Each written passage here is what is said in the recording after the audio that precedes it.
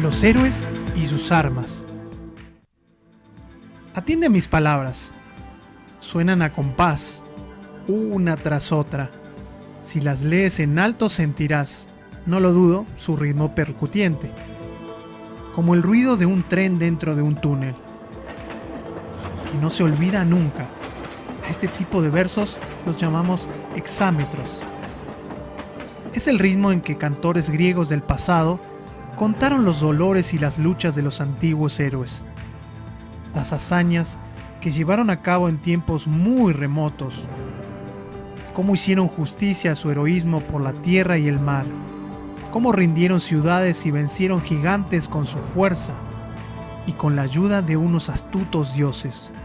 Ya conoces la historia de la guerra de Troya, que estalló cuando el pastor Paris hizo entrega de la manzana de oro a la divina Venus, porque era la más bella de la tropa de diosas del Olimpo.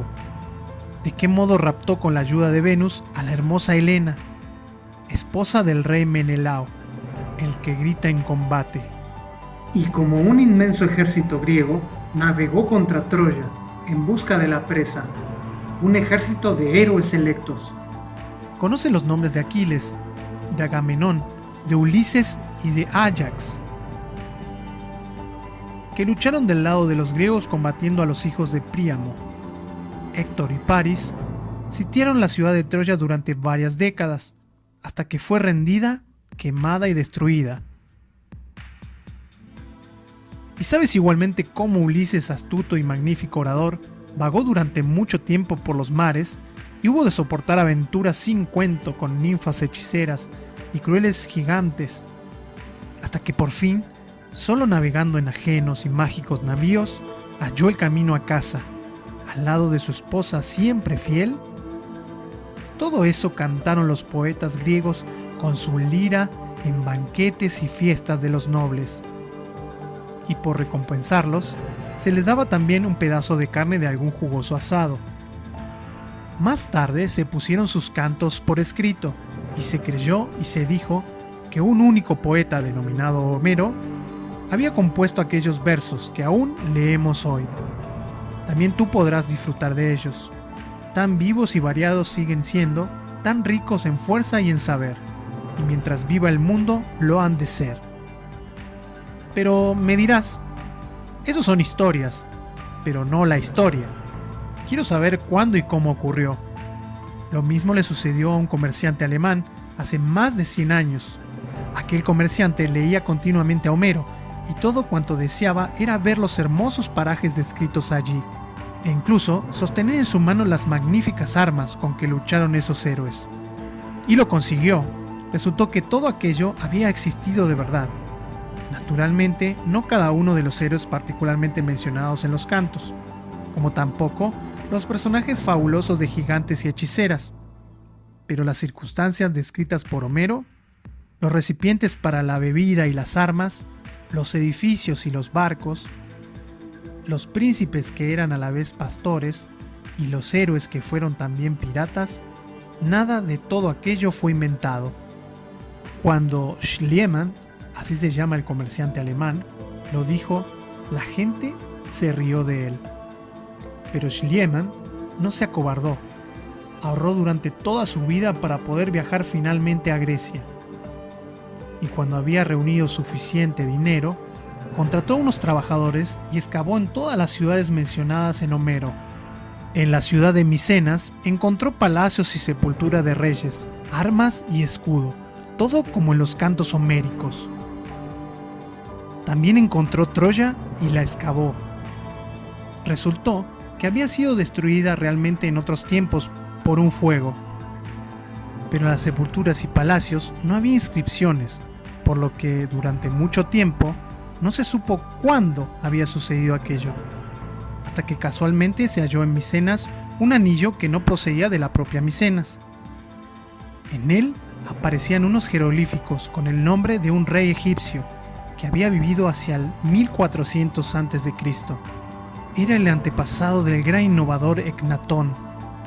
Allí, pues, por aquellas fechas, vivía en Grecia y en las numerosas islas vecinas y costas cercanas un pueblo guerrero dueño de grandes riquezas. No había allí un reino unificado, sino pequeñas ciudades fortificadas en cuyos palacios gobernaban reyes que eran ante todo marinos, como los fenicios, pero que practicaban menos el comercio y guerreaban más.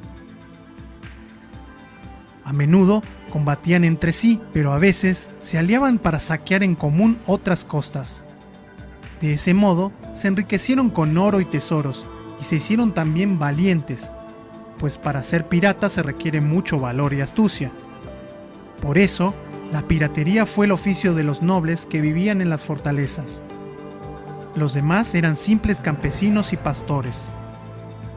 Pero al contrario que los egipcios, los babilonios o los asirios, los nobles no consideraron muy importante que nada cambiara.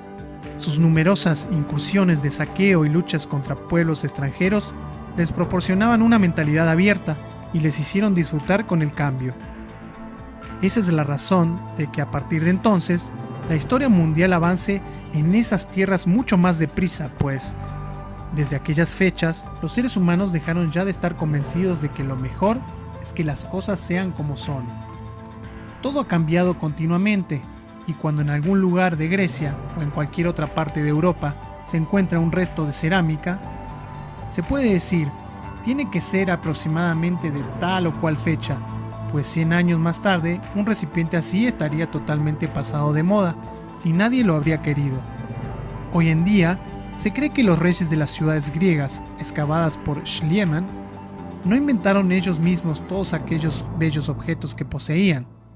Las hermosas vasijas y puñales con escenas de caza, los escudos y yelmos de oro, las alhajas y las pinturas de vivos colores de las paredes de sus salones no aparecieron por primera vez en Grecia ni en Troya, sino en una isla, no lejos de allí.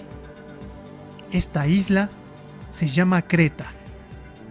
En Creta había ya en tiempos del rey Hammurabi, ¿cuándo fue eso?, grandes y suntuosos palacios reales con un número interminable de habitaciones, escaleras abajo y arriba, con salas y cámaras, con columnas, patios, pasadizos y bodegas. Un auténtico laberinto. ¿Te acuerdas quizá de la fábula del malvado Minotauro, mitad hombre y mitad toro, que vivía en su laberinto al que los griegos debían enviar víctimas humanas? ¿Sabes dónde ocurría aquello? Precisamente en Creta. Así pues, en esa fábula se esconde tal vez un núcleo de verdad.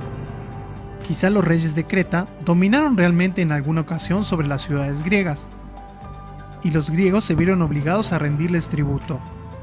Esta gente de Creta debió de haber sido un pueblo curioso, del que todavía se sabe muy poco. Las imágenes pintadas por ellos en los grandes palacios tienen un aspecto completamente distinto del de los objetos realizados por aquellas fechas en Egipto o Babilonia.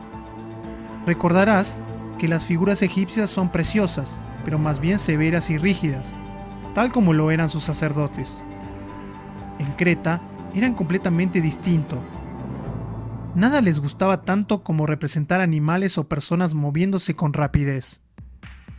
En este sentido, no había nada que les resultaba demasiado difícil de pintar. Perros de caza, persiguiendo jabalíes, personas saltando sobre toros. Así pues, los reyes de las ciudades griegas aprendieron de los cretenses. Es probable que también aprendieran de estos a escribir. La escritura griega no era tan sencilla como la de los fenicios y tampoco se utilizó para escribir cartas, sino solo para confeccionar listas, que los científicos no han logrado descifrar hasta fechas recientes. Pero todo aquel lujo no duró más allá del 1200 a.C. Por aquel entonces, por tanto del tiempo del rey Salomón, llegaron del norte nuevos pueblos. No se sabe con seguridad si estaban emparentados con quienes habían vivido antes en Grecia y habían construido Micenas, pero es probable que los tuvieran. En cualquier caso, expulsaron a los reyes y ocuparon su lugar. Creta había sido destruida anteriormente, pero el recuerdo de toda aquella pompa se mantuvo entre los invasores, a pesar de que se asentaron en ciudades nuevas y fundaron sus propios santuarios. Con el paso de los siglos, fundieron sus propias conquistas y luchas con la antigua historia de los reyes de Micenas. Este nuevo pueblo fueron los griegos, Las fábulas y cantos interpretados en las cortes de sus nobles eran precisamente los cantos homéricos con que hemos dado comienzo a este apartado.